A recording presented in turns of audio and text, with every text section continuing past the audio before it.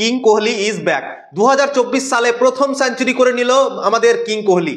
ইন্ডিয়ার অস্ট্রেলিয়ার মধ্যে সিরিজ চলছে এবং ভারত অনেকটা এগিয়ে। আর মাত্র 7 উইকেট বাকি আছে অস্ট্রেলিয়া দলের, তারপরে আমরা অস্ট্রেলিয়াতে ইতিহাস তৈরি করে দেব পার্থ গ্রাউন্ডে।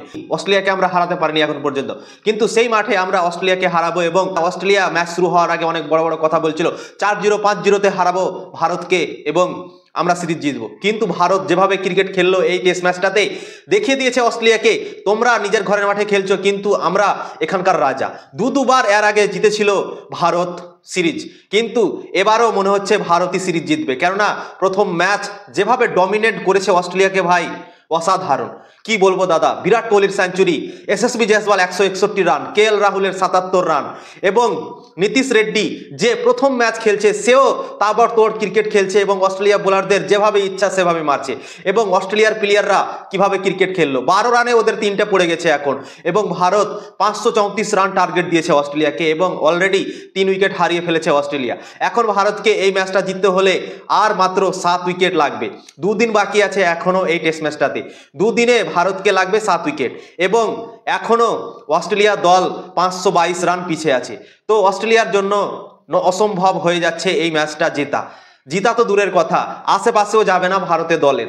ভারত যেভাবে ডমিনেট করলো এই ম্যাচে, পার্থ গ্রাউন্ডে কোনোদিনও ভারতের দল জিতেনি, অস্ট্রেলিয়াকে হারায়নি, কিন্তু ইতিহাস তৈরি করবে ভারত। প্রথমবার এই গ্রাউন্ডে, যে গ্রাউন্ডে খেলাটা হচ্ছে এই গ্রাউন্ডে তাদেরকে হারাবে এবং অস্ট্রেলিয়াকে প্রথমবার এই মাঠে হারিয়ে ইতিহাস তৈরি করবে।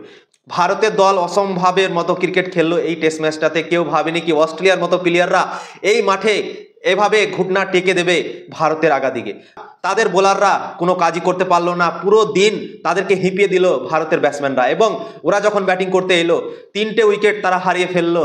প্রথমে ম্যাক্সিনি, তারপর প্যাট কামিন্স, তারপর মান্নাস লাবুসেন, 3টে বড় উইকেট নিয়েছে এবং ভারত এখন 7 উইকেট দূরে আছে তাদেরকে হারানোর জন্য। তো ভারত অসম্ভবের মতো ক্রিকেট খেললো ভাই। কেউ ভাবতেই পারেনি কি নিউজিল্যান্ডের কাছে 3-0 হারার পরে ভারত এভাবে অস্ট্রেলিয়াতে গিয়ে অস্ট্রেলিয়ার সামনে এভাবে ক্রিকেট খেলবে। তো এখন অস্ট্রেলিয়া প্রথম ম্যাচটা হারতে চলেছে এবং ভারত জিততে চলেছে। যা ক্রিকেট খেলেছে ভাই, তাদের জন্য একটা হাততালি। এবং আমাদের কিং কোহলি, বিরাট কোহলি ফর্মে চলে এলো। বলেছিলাম আগেই ভারতে রান পাচ্ছে না বিরাট কোহলি, ঠিক আছে, কিন্তু অস্ট্রেলিয়া যখন যাবে অস্ট্রেলিয়াতে সে রান করবে এবং দেখিয়ে দেবে কি হ্যাঁ বিরাট কোহলির দম কতটা আছে। বিরাট কোহলির 7টা সেঞ্চুরি হয়ে গেল অস্ট্রেলিয়াতে। ভারতের টপ প্লেয়ার হয়ে গেল যে অস্ট্রেলিয়াতে গিয়ে 7টা সেঞ্চুরি করেছে। এর আগে সচিন টেন্ডুলকার 6টা সেঞ্চুরি করেছিল এবং তার ওপরেও চলে গেল, দিয়ে 7টা সেঞ্চুরি হয়ে গেল তার। তো অস্ট্রেলিয়াতে যখনই যায় বিরাট কোহলি, তার রেকর্ড দারুণ থাকে এবং সে সেখানে রান করে, কেননা সে পেস বোলিং ভালো খেলে এবং পেস বোলিংয়ের পিচ থাকে অস্ট্রেলিয়াতে এবং পেস বোলিংয়ের আগাদিকে দারুণ পারফরমেন্স করে বিরাট কোহলি। এবং এই ম্যাচেও দেখতে পেলাম অসাধারণ সেঞ্চুরি ভাই। তার ফ্যামিলিও ছিল, আনুষ্কা শর্মাও ছিল মাঠের মধ্যে এবং অ্যাগ্রেশন দেখতে পাওয়া গেল বিরাট কোহলির সেঞ্চুরি করার পর। এবং অসাধারণ খেলেছে বিরাট কোহলি, এসএসবি জয়সওয়াল, তারপর কেএল রাহুল, জসপ্রীত বুমরা খাস করে 2 উইকেট নিয়ে নিল। 12 রানে 3 উইকেট ফেললো অস্ট্রেলিয়া দলের এবং অসাধারণ খেলেছে। প্রথমে ভারত ব্যাটিং করলো, 150 রান করলো, অল আউট হয়ে গেল এবং অস্ট্রেলিয়া ব্যাটিং করলো 104 রানে অল আউট করে দিল অস্ট্রেলিয়াকে।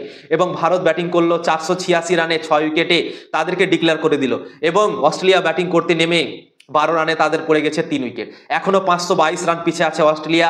534 রান টার্গেট দিয়েছিল অস্ট্রেলিয়াকে, এখনো 522 রান লাগবে জিততে হলে। এবং ভারতকে 7 উইকেট প্রয়োজন আছে অস্ট্রেলিয়া দলের। 7 উইকেট নিয়ে নিলে ভারত এই টেস্ট ম্যাচটা জিতে যাবে এবং ইতিহাস তৈরি করে দেবে। তো বন্ধুরা রেডি হয়ে যাও, কালকে আমরা অস্ট্রেলিয়াকে হারাবো এবং ম্যাচ জিতে যাবো।